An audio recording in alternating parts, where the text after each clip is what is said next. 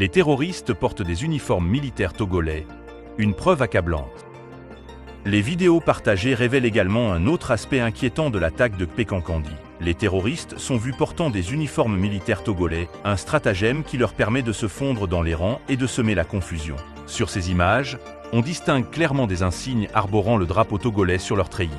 L'insigne en question montre le drapeau national, caractérisé par des bandes horizontales vertes et jaunes, ainsi qu'une étoile blanche dans un carré rouge, symbole typique de l'armée togolaise. Ces uniformes sont probablement volés lors des précédentes attaques, et leur utilisation par les terroristes permet non seulement de brouiller les pistes mais aussi de créer un climat de méfiance entre la population et les forces armées régulières. En imitant les soldats togolais, les djihadistes créent une confusion qui complique encore davantage la défense du territoire, surtout dans les zones rurales et reculées, où les populations peinent à distinguer les véritables soldats des insurgés déguisés.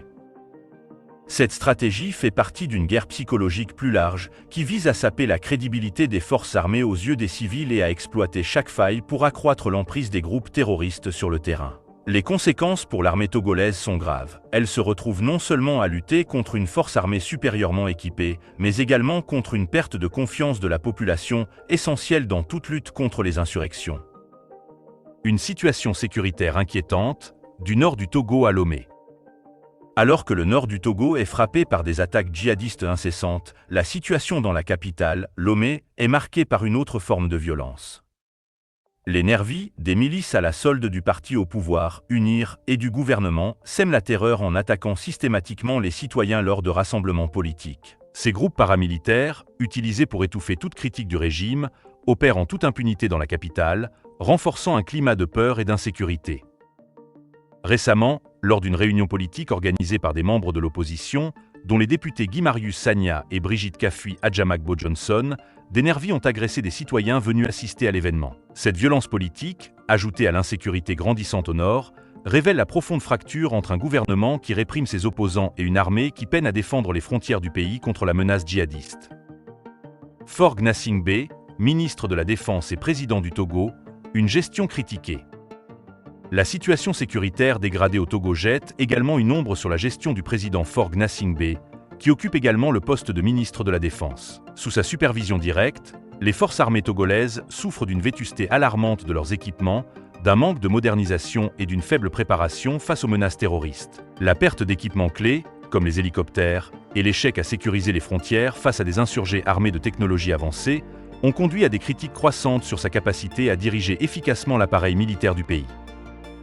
Faure Gnassingbé semble aujourd'hui dépassé par la situation, alors que les djihadistes continuent de progresser et que les forces armées togolaises, mal équipées et mal préparées, sont incapables de riposter efficacement. L'absence de réponse appropriée à la menace terroriste pourrait, à terme, déstabiliser non seulement le Togo, mais également toute la région. Un lien entre Wassim Nasser et les groupes djihadistes? Alors que Wassim Nasser continue de rapporter des informations de première main sur les activités des groupes djihadistes dans le Sahel, une question persiste. Quel est le véritable lien entre le journaliste et les groupes qu'il couvre de si près? Les autorités judiciaires du Burkina Faso, du Mali et du Niger semblent s'interroger sur la nature de ces sources et sur l'accès privilégié qu'ils semblent avoir aux informations et aux vidéos provenant des djihadistes. Certains se demandent si cette proximité ne dépasse pas le simple cadre journalistique. Le fait que Nasser puisse régulièrement publier des vidéos et des récits détaillés des attaques djihadistes soulève des préoccupations sur le niveau de confiance que ces groupes lui accordent. Le journaliste bénéficie-t-il d'un accès direct aux groupes terroristes grâce à ces sources, ou joue-t-il un rôle plus actif dans la diffusion de leurs messages? Bien que ces questions restent sans réponse pour le moment, elles mettent en lumière la complexité de la couverture médiatique des conflits asymétriques, où les frontières entre l'information et la manipulation peuvent parfois être floues. Wassim Nasser, en tant que journaliste, continue de défendre son rôle en affirmant que son travail vise à exposer la réalité des conflits djihadistes et non à les glorifier. Cependant, les accusations portées contre lui par les parquets du Sahel montrent à quel point la situation est délicate et soulèvent des interrogations légitimes sur la nature des relations entre certains journalistes et les groupes qu'ils couvrent. Un Togo en péril face à des menaces multiples. Les révélations de Wassim Nasser sur l'attaque au nord du Togo ont jeté une lumière crue sur l'incapacité de l'armée togolaise à répondre à la menace djihadiste. Entre une armée dépassée et mal équipée, et des groupes djihadistes de plus en plus sophistiqués et capables de manipuler la perception publique en portant des uniformes militaires volés, le Togo se trouve à un carrefour critique. Si aucune action immédiate n'est prise pour moderniser les équipements militaires et répondre efficacement aux menaces terroristes, Le Togo, ainsi que l'ensemble de la région, risquent de s'enfoncer dans une spirale de violence incontrôlable.